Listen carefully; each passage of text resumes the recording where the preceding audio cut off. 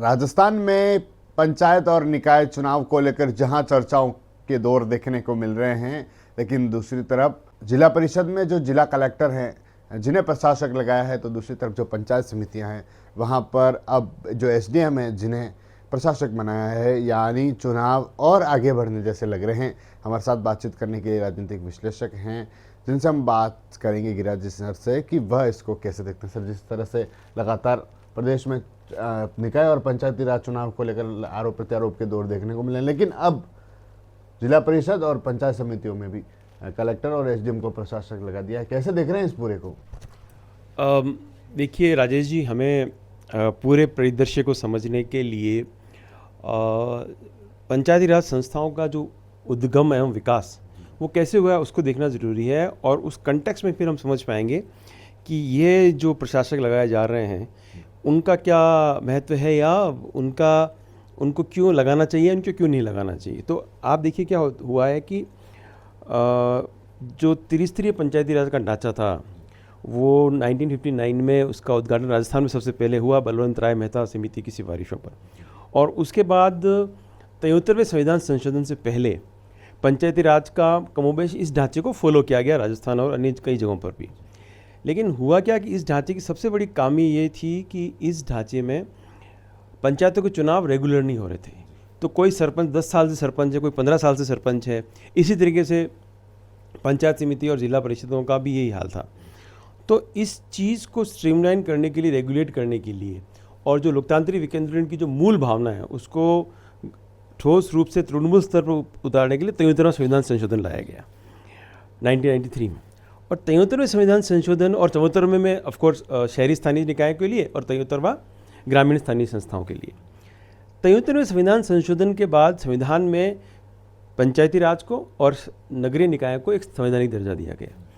उस नगरीय निकायों और पंचायती राज संस्थाओं में एक जो महत्वपूर्ण शर्त थी वो ये थी कि साहब, बहुत सारी शर्तें थी, बहुत सारे आर्टिकल्स 243 में ABCD जोड़े गए, और 243E आर्टिकल ये कहता है कॉन्स्टिट्यूशनली कि पंचायतों के चुनाव उनके कार्यकाल खत्म होने के भीतर 5 वर्ष के भीतर कराया जाना ज़रूरी है। 5 वर्ष में, मतलब 5 वर्ष होते ही चुनाव करवाना ज़रूरी है।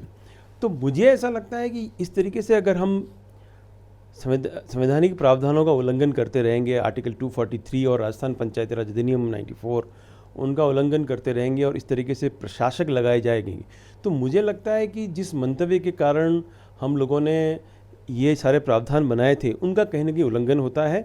और जो लोकतांत्रिक विकेंद्रीकरण की जो मूल भावना है, जिसमें यह है कि चुने हुए प्रतिनिधि, जनता के चुने हुए प्रतिनिधि ही स्थानीय स्तर पर अपने लिए नीतियों का निर्माण कर लिए और अपने लिए स्वयं निर्णय करें, तो मुझे लगता है कि ये प्रशासक लगाने की प्रक्रिया सरकार को जल्दी से चुनाव कराने चाहिए। और प्रशासक जितना जल्दी उनका कार्यकाल कम हो उतना अच्छा है, क्योंकि जनता के चुने हुए प्रतिनिधि अगर कार्य करेंगे तो बेहतर रहेगा इस लोकतांत्रिक विकेंद्रीकरण के लिए। पर सर, ग्राम पंचायतों में देख लें सर, कितने साल, लगभग साल भर से ज़्यादा हो गया, बढ़ाया जाता है, कभी वापस बनाया जाता है, कभी और प्रशासक बना दिया जाता है। ये तो एक लंबा समय हो गया, अब वापस इधर लगाया, तो यानी कहीं कहीं इस प्रशासक को लगाने का मैसेज तो यही है कि अभी हम चुनाव कराने के मूड में नहीं हैं। देखिए, अब सरकार के अपने तर्क हैं, अपने कारण हैं, और उन्होंने 3-4 तर्क अलग अलग समय पे अलग अलग दिए कि कभी कहा कि 1 नेशन 1 इलेक्शन कहा, कभी परिसीमन कहा, कभी SIR की प्रक्रिया कही, कभी OBC का सर्वे कहा। तो मुझे लगता है कि जो कुछ भी कारण हो, चाहे वो तकनीकी कारण हो या कोई अन्य कारण हो, मुझे लगता है कि सरकार को इस बात पर जोर देना चाहिए कि आखिर हम कैसे चुने हुए प्रतिनिधियों को या जनता को उनके चुने हुए प्रतिनिधियों के बिना रख सकते हैं, और जो लोकतांत्रिक विकेंद्रीकरण की जो प्रक्रिया है उसको हम कैसे हानि ना पहुंचाकर जल्दी से चुनाव कराएं। तो मुझे लगता है कि और ये बेहतर होगा, सरकार के लिए भी मैसेज अच्छा जाएगा। नहीं तो मैसेज ये जा रहा है कि सरकार चुनाव नहीं करवाना चाह रही।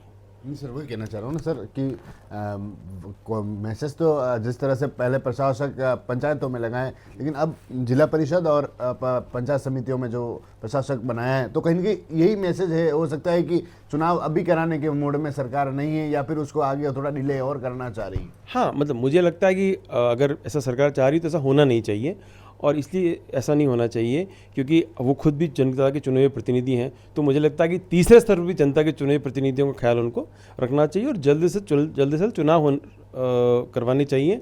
संविधान की मूल भावना भी यही है, जो कानून बना है उसकी मूल भावना भी यही है और लोकतांत्रिक विकेंद्रीकरण की मूल भावना यही है। ठीक है सर, बहुत बहुत धन्यवाद आपका। तो ये थे गिरिराज सर जिनसे हमने बात की, क्योंकि प्रदेश में एक तरफ चुनावों को लेकर जो चर्चा है वह देखने को मिल रही है। जो कांग्रेस है वह जमकर सरकार पर आरोप लगा रही है कि चुनाव नहीं करवाए जा रहे हैं। दूसरी तरफ अब जो पंचायत समिति और जो जिला परिषद है वहाँ पर भी प्रशासक है जो लगा दिए हैं। कलेक्टर को जिला परिषद का प्रशासक बनाया है और जो पंचायत समितियाँ वहाँ पर वहाँ के जो एसडीएम्स हैं उन एसडीएम को प्रशासक बनाने की जो वो सरकार की ओर से किया गया है। तो अब कहीं न कहीं सर क्या सोचते हैं, क्या चुनाव सरकार क्यों नहीं करवाना चाह रही है, क्यों प्रशासक लगा, इस पर हमने सर से बात की। टीवी 9 के लिए राजेश डांगी।